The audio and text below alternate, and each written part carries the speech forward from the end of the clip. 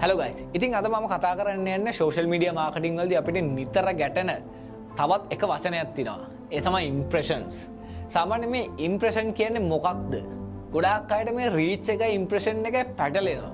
ඉතින් ගොඩක් අය අපෙන් අහලා තිබ්බා impression එක කියන්නේ මොකක්ද කියලා පොඩ්ඩක් explain කරන්න කියලා. ඉතින් practically උදාහරණයක් විදිහට මම ආයෙත් මගේ Facebook එකට ගිහිල්ලා මම ඔයාලට පෙන්නනවා impression කියන්නේ මොකක්ද කියලා. සාමාන්‍යයෙන් අපි මේ වගේ scroll කරගෙන යද්දී අපි ගියමු post 10ක් අපි scroll කරා කියලා. අපි කිසිම දෙයක් click කරේ නැහැ. අපි නිකන් මෙහෙම scroll කරගෙන යනවා. අපි post 10ක් scroll කරොත් ඇත්තටම ඒකේ impression එක 10යි. මොකද impression එකක් කියන්නේ තමන්ගේ display එකේ තමන්ගේ post එක හරි තමන්ගේ video එක හරි තමන්ගේ ad එක හරි display එකේ දුවවන වාර ගන්න තමයි මේ impression එකක් කියන්නේ. සාමාන්‍යයෙන් impression එක reach එකයි කියන සංකල්ප දෙකක්. ඉතින් ඕක ගොඩාක් අය පටලවා ගන්නවා. ඉතින් අපි ඊළඟ වීඩියෝ එකේදී කතා කරමු impression එකයි reach එකයි කොහොමද වෙනස් වෙන්නේ කියලා. ඉතින් අපි ආරාධනා කරනවා මේ වගේ knowledgeable videos බලන්න අපේ channel එක subscribe කරලා bell notification එක ඔබලා ඔයාගේ යාළුවන්ටත් මේක share කරන්න කියලා.